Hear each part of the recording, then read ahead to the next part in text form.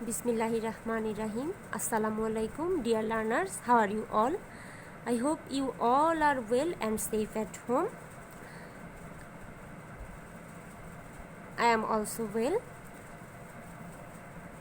Welcome to CPSCM online classes. I am Shahida Akhtar, Assistant Teacher English.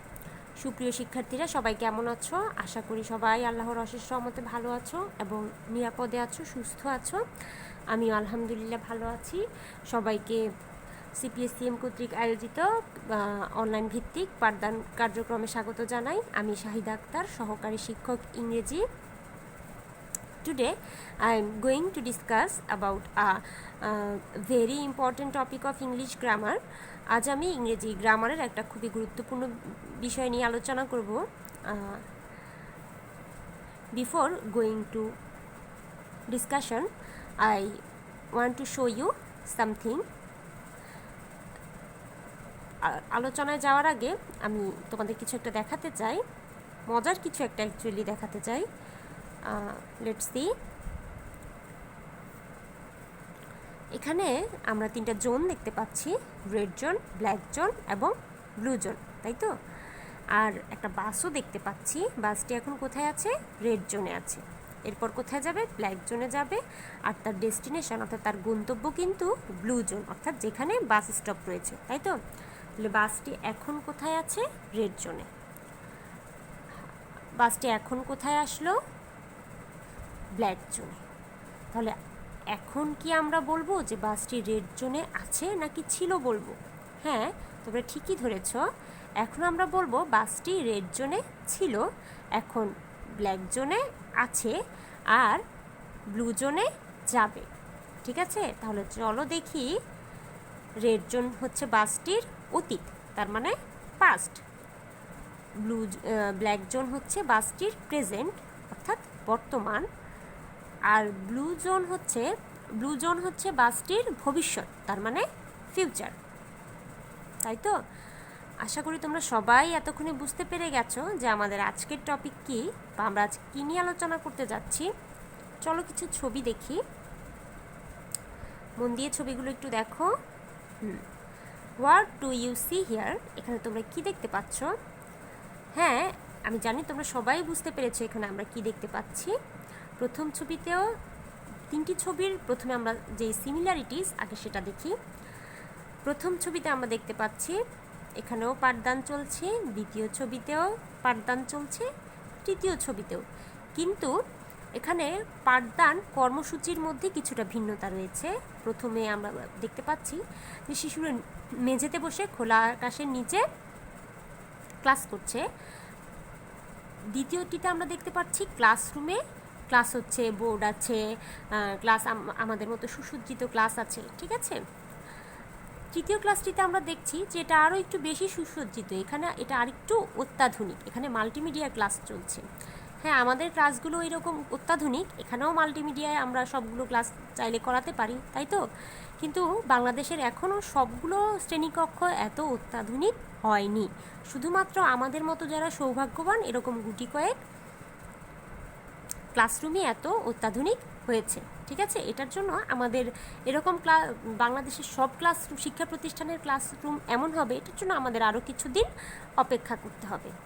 আচ্ছা, এই ছবিগুলোর মধ্যে আমরা কি পার্থক্য দেখছি? সময়ের বিবর্তন, তাই তো? এখানে প্রথম ছবিটা 1990 অর্থাৎ 1990 সালের, দ্বিতীয় ছবিটা হচ্ছে 2020 অর্থাৎ 2020 সালের, আর তৃতীয় ছবিটা হচ্ছে 2025 2025 সালে। এখান থেকে আমরা কি শিখলাম বলো তো? Find out the difference among the picture. এই ছবিগুলোর মধ্যে পার্থক্য খুঁজো। পার্থক্য আমি অলরেডি বলে দিয়েছি, তোমরা নিশ্চয়ই বুঝতে পেরেছ। প্রথমটা হচ্ছে পাস্ট, অতীত সময়কে বোঝাচ্ছে, দ্বিতীয়টা প্রেজেন্ট, বর্তমান সময়কে বোঝাচ্ছে, আর তৃতীয়টা ভবিষ্যতে কেমন হবে সেটা বোঝাচ্ছে, তাই তো? So today's our topic is tense. তাই আজকে আমাদের টপিক হচ্ছে টেন্স। আজকে আমরা টেন্স নিয়ে আলোচনা করব। এখানে আজকে আমরা টেন্স নিয়ে প্রথমে একটু আলোচনা করব, এর প্রকারভেদ নিয়ে আলোচনা করব, অর্থাৎ টেন্স কি জানবো, প্রকারভেদ নিয়ে আলোচনা করব, এরপর প্রেজেন্ট টেন্স নিয়ে আলোচনা করব। অন্য ক্লাসে অর্থাৎ পরের আরও দুটি ক্লাসে বাকি দুটো পাস্ট এবং ফিউচার টেন্স নিয়ে আমরা আলোচনা করব, ঠিক আছে? লার্নিং আউটকামস, শিখন ফল। After completing the class will be able to, এই পাঠ শেষে আমরা write sentences in different tenses, অর্থাৎ বিভিন্ন টেন্সের বিভিন্ন সেন্টেন্স লিখতে পারবো। Use the right form of verbs, ভার্বের সঠিক অর্থাৎ ভার্বের সঠিক ব্যবহার করতে পারবো, যেটা ইংরেজিতে খুবই গুরুত্বপূর্ণ একটা অংশ, ঠিক আছে? সেটা যেই পেপারই বলো না কেন, রাইট ফর্ম অফ ভার্বের ব্যবহারটা কিন্তু জানা খুবই প্রয়োজন। তা না হলে তুমি সঠিকভাবে ভার্বের ব্যবহার করতে পারবে না এবং তুমি তোমার মনোভাবও সঠিকভাবে ব্যক্ত করতে পারবে না। তুমি হয়তো প্রেজেন্ট টেন্সের বর্তমান সময়ে কিছু বোঝাতে চাচ্ছ, কিন্তু যদি তুমি ভার্বের পাস্ট ফর্ম ব্যবহার করো সেক্ষেত্রে কিন্তু তুমি যা বুঝাবে, যে পড়বে বা যাদেরকে বুঝাতে চাচ্ছ তাদের কাছে সঠিকটা পৌঁছবে না। তাই এই বিষয়ে সচেতন থাকতে হবে। এখানে আমরা আবার ছবিগুলো দেখছি 1990, 2020, 2025, ঠিক আছে? তাহলে tense indicates time of an action. Tense কাজের সময়কে নির্দেশ করে, অর্থাৎ ক্রিয়া সংগঠিত হওয়ার সময়কে নির্দেশ করে। যেই সময় কোনো কাজ সম্পাদনের যে সময় সেটাকে নির্দেশ করে। এখানে 3টা সেন্টেন্স দেওয়া আছে। প্রথমটা I go to school regularly, দ্বিতীয়টা হচ্ছে I went to Dhaka yesterday, তৃতীয়টা হচ্ছে I shall go to Comilla tomorrow. I go to school regularly, আমি নিয়মিত স্কুলে যাই। I went to Dhaka yesterday, আমি গতকাল ঢাকা গিয়েছিলাম। I shall go to Comilla tomorrow, আমি আগামীকাল কুমিল্লা যাব। এখানে আমরা কি তফাৎ দেখতে পাচ্ছি? এখানে সব জায়গায় কিন্তু ভার্ব একই আছে, তাই না? একটা ভার্বই, জাস্ট এটার রূপ পরিবর্তিত হয়েছে। অর্থাৎ যে সময়, কাজের যে সময়ের পরিবর্তনের সাথে সাথে ভার্বের রূপও পরিবর্তিত হয়েছে। যেমন এখানে প্রথমে আছে গো, গো হচ্ছে ভার্বের কোন ফর্ম? প্রেজেন্ট ফর্ম, তাই তো? এরপর আছে ওয়েন্ট, এটা হচ্ছে পাস্ট ফর্ম। এরপর আছে শ্যাল, তারপর আছে গো, এটা ফিউচার। দেখে আগে বেস ফর্মের আগে শ্যাল বসেছে। এখানে এমন পরিবর্তন কেন হলো বলো তো? কারণ প্রথম বাক্যটিতে বর্তমান সময় নির্দেশ করছে, পরেরটিতে অতীত, তার পরেরটিতে ভবিষ্যৎ সময় নির্দেশ করছে। আর এই সময়ের সাথে সাথে ভার্বের রূপও পরিবর্তিত হয়েছে। Here the words written in red indicate time of action. Tense are 3 types. টেন্স 3 ধরনের বা 3 ভাগে বিভক্ত। দিজ আর, এগুলো হলো প্রেজেন্ট টেন্স বর্তমান সময়, প্রেজেন্ট টেন্স বর্তমানকাল, পাস্ট টেন্স অতীতকাল, ফিউচার টেন্স ভবিষ্যৎকাল, তাই তো? Each tense is classified into 4 and these are. প্রত্যেকটা টেন্স আবার 4টি শ্রেণীতে বিভক্ত। এগুলো হচ্ছে প্রেজেন্ট টেন্স 4টা শ্রেণীতে বিভক্ত, পাস্ট 4টা শ্রেণীতে বিভক্ত, ফিউচারও। প্রথমে আমরা প্রেজেন্ট টেন্সের 4টা শ্রেণী বিভাগ দেখব। Indefinite, continuous, perfect, perfect continuous. একইভাবে পাস্টেরও indefinite, continuous, perfect, perfect continuous. ফিউচারেরও ইনডিফিনিট, কন্টিনিউয়াস, পারফেক্ট এবং পারফেক্ট কন্টিনিউয়াস। আজ আমরা আলোচনা করব প্রেজেন্ট টেন্স নিয়ে, তাই তো? প্রেজেন্ট টেন্স মানে হচ্ছে বর্তমানকাল। একই সাথে আমরা বর্তমানকালের 4টি শ্রেণী নিয়েও, অর্থাৎ শ্রেণী বিভাগ নিয়েও আলোচনা করব। Present tense. Present tense indicates an action that takes place in a present time. অর্থাৎ বর্তমান সময়ে কোনো কাজ সম্পাদিত হলে ওটা নিয়েই প্রেজেন্ট টেন্স কাজ করে। অর্থাৎ প্রেজেন্ট টেন্স মূলত বর্তমান সময়ে যে কাজ সংঘটিত হয় তাকেই নির্দেশ করে।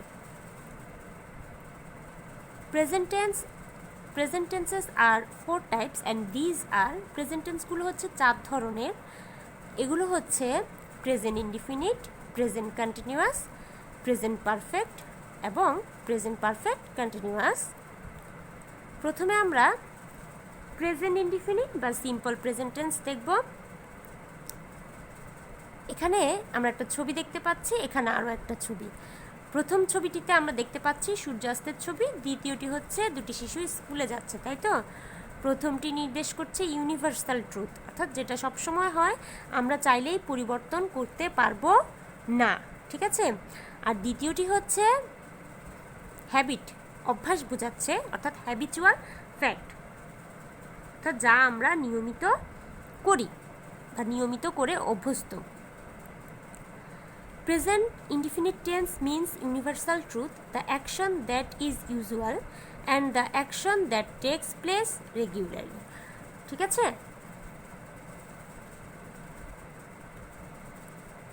স্ট্রাকচার, গঠন, টেন্সের সাথে সাথে টেন্সের স্ট্রাকচার জানা খুবই জরুরি, কারণ যদি আমরা টেন্সের স্ট্রাকচার না জানি তাহলে টেন্স অনুযায়ী আমরা সেন্টেন্স গঠন করতে পারবো না। স্ট্রাকচার, সাবজেক্ট প্লাস ভার্বের প্রেজেন্ট ফর্ম, অর্থাৎ প্রথমে একটা সাবজেক্ট থাকবে, এরপর প্রেজেন্ট ফর্ম অফ ভার্ব থাকবে, ভার্বের প্রেজেন্ট ফর্ম থাকবে, এরপর অবজেক্ট অথবা এক্সটেনশন থাকতে পারে, আবার কখনো কখনো নাও থাকতে পারে, ঠিক আছে? এখানে কি দেখলাম আমরা? আই ইট মানে কি? আমি খাই। ইটের এখানে তিনটা ফর্ম দেওয়া আছে, present form, past form, past participle form. Present form হচ্ছে ইট, পাস্ট ফর্ম হচ্ছে এট, আর পাস্ট পার্টিসিপল ফর্ম হচ্ছে ইটেন, তাই তো? এখানে কি লেখা আছে? আই ইট মানে আমি খাই। কেমন? আচ্ছা, এখন আমরা যে স্ট্রাকচারটা আগে দেখেছিলাম এটার সাথে সেন্টেন্সটার একটা ম্যাচ করব যে ঠিক আছে কিনা। এখানে সাবজেক্ট আই, ভার্বের প্রেজেন্ট ফর্ম ইট, ঠিক আছে? তাহলে এটা স্ট্রাকচারের সাথে ম্যাচ করেছে। এবার কিপ ইন মাইন্ড, মনে রাখবে,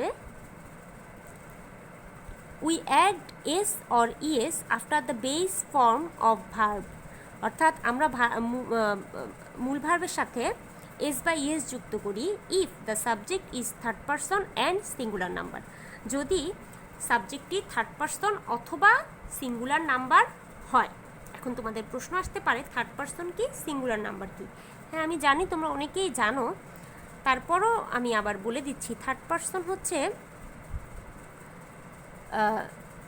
সাবজেক্টের রূপ বলতে পারো, যেমন আমি রিলেটেড যে শব্দগুলো আছে, যেমন আই, উই, যেগুলোর সাথে আমি যুক্ত আছি, এটা তোমাদেরকে জাস্ট সহজভাবে বোঝানোর জন্য আমি এভাবে বলছি। আই, উই, আওয়ার, ঠিক আছে? এগুলো হচ্ছে ফার্স্ট পারসন। তুমি সংযুক্ত যে শব্দগুলো, অর্থাৎ ইউ, ইয়োর, এগুলো হচ্ছে সেকেন্ড পারসন। বাকি সবই থার্ড পারসন, যেমন হি, শি, কারো নাম, দে, এগুলো সবই থার্ড পারসন, ঠিক আছে? আর সিঙ্গুলার নাম্বার হচ্ছে যদি একটি মাত্র ব্যক্তি, বস্তু বা প্রাণীকে বোঝায়, সেক্ষেত্রে সেটাকে সিঙ্গুলার নাম্বার বলে। আশা করি তোমরা সবাই বুঝতে পেরেছো। থার্ড পারসন ও সিঙ্গুলার নাম্বার দুটোই হতে হবে। দেখা গেল থার্ড পারসন কিন্তু প্লুরাল, যেমন দে হলো, তাহলে কিন্তু ভার্বের সাথে এস বা ইএস যুক্ত হবে না। যদি থার্ড পারসন এবং সিঙ্গুলার নাম্বার অর্থাৎ দুটো শর্তই পূর্ণ হয়, সেক্ষেত্রেই শুধুমাত্র ভার্বের সাথে এস বা ইএস যুক্ত হবে। যেমন এখানে আমি কি লিখলাম? He eats. আগে আমরা আরও একটি সেন্টেন্স লিখেছিলাম, সেটা ছিল আই ইট। এখানে আই ফার্স্ট পারসন, এজন্য ভার্বের সাথে এস বা ইএস যুক্ত হয়নি, শুধু ইট বসেছে।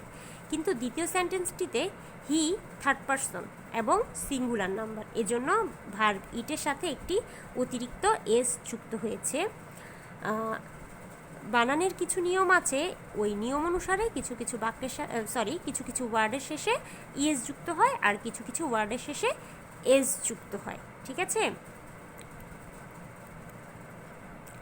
Individual work, identify the sentence that are written in present indefinite. এখন নিচে কিছু সেন্টেন্স লেখা আছে, এখান থেকে আমরা যে সেন্টেন্সগুলো প্রেজেন্ট ইনডিফিনিট টেন্সে লিখে হয়েছে আমরা ওগুলো আইডেন্টিফাই করব, ওগুলো চিহ্নিত করব।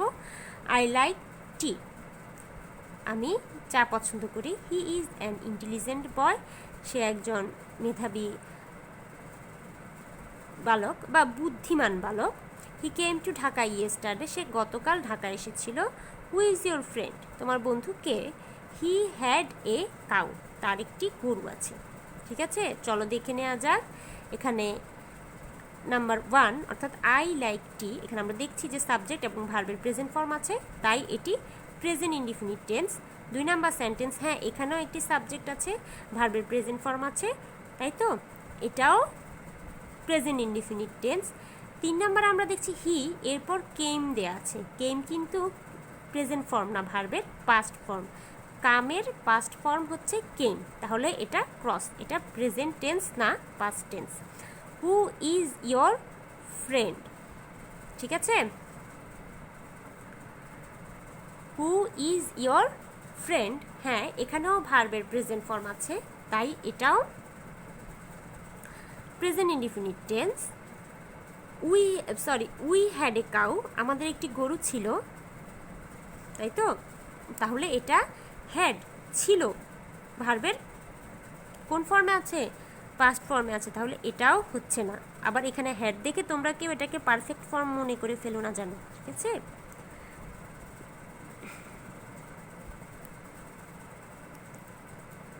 আচ্ছা, এবার আমরা প্রেজেন্ট কন্টিনিউয়াস টেন্স নিয়ে আলোচনা করব। এখানে কি দেখতে পাচ্ছি, দৌড়াচ্ছে, তাই তো একটি ছেলে, আর এখানে কি দেখতে পাচ্ছি, ঘুমাচ্ছে। এই যে দৌড়াচ্ছে, ঘুমাচ্ছে, শুনে কি মনে হচ্ছে যে কাজগুলো এখন চলমান, অর্থাৎ কন্টিনিউয়াস, এখন চলছে, তাই তো, এটা শুনেই বোঝা যাচ্ছে যে এখন চলছে। রানিং, দৌড়াচ্ছে, স্লিপিং, ঘুমাচ্ছে, তাই তো।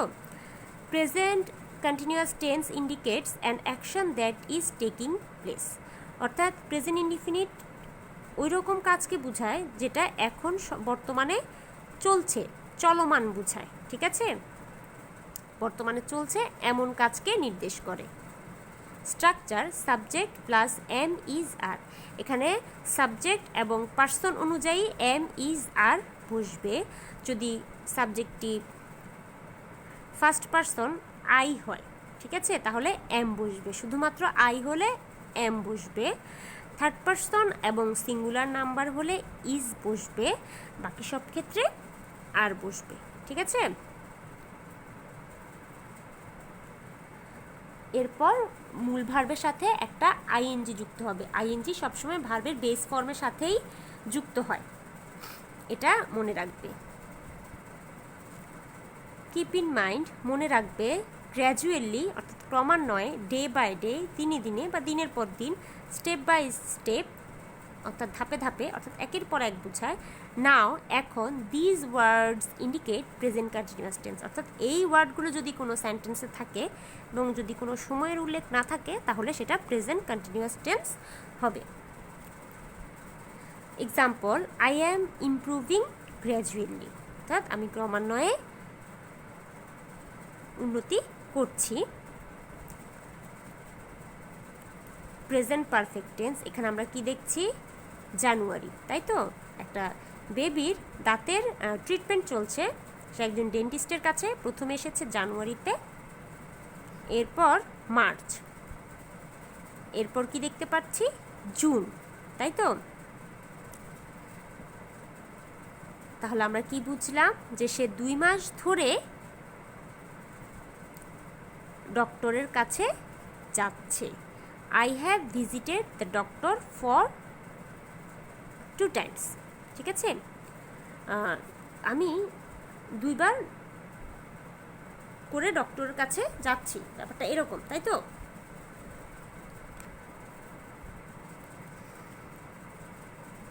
Present perfect tense means an action that is finished but the result is not finished yet, অর্থাৎ প্রেজেন্ট পারফেক্ট টেন্স বলতে এমন কার্যক্রম, এমন কাজ বোঝায় যেটা শেষ হয়ে গেছে কিন্তু এটার ফল এখনও বর্তমান রয়েছে, অর্থাৎ এর যে রেজাল্ট সেটা এখনও শেষ হয়নি কিন্তু কাজটি অলরেডি সম্পাদিত হয়েছে, এমন বোঝায়।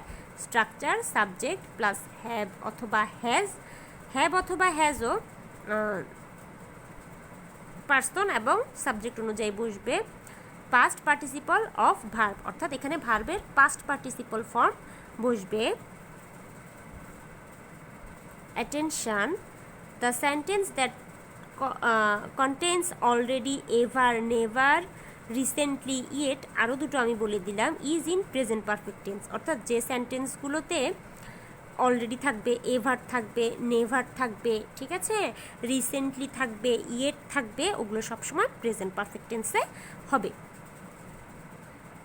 এরপর প্রেজেন্ট কন্টিনিউয়াস টেন্স। এখানে আমরা প্রথমে দেখলাম মর্নিং, দুটোই বৃষ্টির ছবি, এরপর দেখলাম ইভিনিং, ইভিনিংয়েও বৃষ্টি হচ্ছে, অর্থাৎ সকাল থেকে সন্ধ্যা পর্যন্ত বৃষ্টি হচ্ছে। Present perfect tense means an action that is taking place from first time, অর্থাৎ present perfect tense, present perfect continuous tense, এখানে প্রেজেন্ট পারফেক্ট কন্টিনিউয়াস হবে। প্রেজেন্ট পারফেক্ট কন্টিনিউয়াস টেন্স মানে হচ্ছে এমন একটা কাজ বোঝায় যেটা প্রথমে শুরু হয়েছে, এখনও চলছে, এটা এখনও শেষ হয়নি, অর্থাৎ শুরু হয়ে এখনও চলমান, আগে শুরু হয়েছে কিন্তু এখনও চলমান, এমন বুঝালে প্রেজেন্ট পারফেক্ট কন্টিনিউয়াস টেন্স হবে। কেমন? যেমন এখানে it has been raining since morning, অর্থাৎ সকাল থেকে বৃষ্টি হচ্ছে। স্ট্রাকচার সাবজেক্ট প্লাস হ্যাভ অথবা হ্যাজ প্লাস ভার্বের বেস ফর্মের সাথে আইএনজি যুক্ত হবে, ঠিক আছে। যেমন I have been working as a teacher since 2011, কেমন? আমি 2011 সাল থেকে একজন শিক্ষক হিসেবে কাজ করছি, তার মানে সে এখনও একজন শিক্ষক হিসেবেই তিনি এখনও একজন শিক্ষক হিসেবেই কাজ করছেন, বা আমি এখনও একজন শিক্ষক হিসেবে কাজ করছি সেই 2011 সাল থেকে, অর্থাৎ 2011 সালে শিক্ষকতা পেশা শুরু করেছে, সেটা এখনও চলমান আছে। অ্যাসেসমেন্ট, এটা তোমাদের জন্য একটা ওয়ার্ক থাকবে, টাস্ক থাকবে, এটা তোমরা নিজেরা কমপ্লিট করবে। আমি জাস্ট একবার পড়ে দিচ্ছি। I dash my work already, তাহলে অলরেডি থাকবে কোন টেন্স হবে বলো তো? হ্যাঁ, প্রেজেন্ট পারফেক্ট টেন্স হবে। আই ড্যাশ ফর 2 hours, এখানে ব্র্যাকেটে আছে রিড, তাই তো? এটা থাকলে কোন টেন্স হবে বলো তো? ভার্ব কিন্তু তোমরাই ব্যবহার করবে, present perfect continuous tense. At present women dash an important role, এখানে কি হবে? অ্যাট প্রেজেন্ট থাকলে কি হবে ভেবে দেখো, ঠিক আছে? হ্যাঁ, আমি জানি তোমরা বুঝতে পেরেছো যে প্রেজেন্ট কন্টিনিউয়াস টেন্স হবে। What dash your name, he dash two school regularly, এখানে অভ্যাসগত কর্ম বোঝাচ্ছে, তাহলে এখানে কি হবে? নিশ্চয়ই তোমরা সেটাও জানো, বুঝে ফেলেছো, তাহলে সুন্দর করে খাতায় লিখে ফেলো, ঠিক আছে?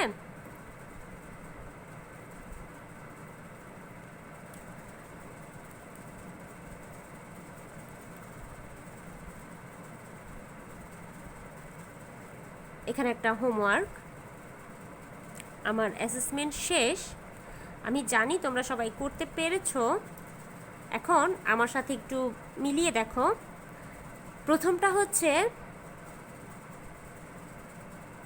I have done my work already, ঠিক আছে? তাহলে খালি ঘরে কি বসছে? Have done. দ্বিতীয়টাতে কি আছে? I have been reading for 2 hours। তৃতীয়টাতে হবে at present women are playing an important role. What থাকলে বিভার্ব হবে, এখানে হোয়াটের পর ব্র্যাকেটে বিভার্ব আছে, বিভার্ব থাকলে এখানে কি হবে বলো তো? বিভার্ব কি কি? এম, ইজ, আর, তাই তো? ওয়াজ, ওয়্যার, এগুলো। তাহলে এখানে কি হবে? What is your name, he dash two school regularly, he goes to school regularly.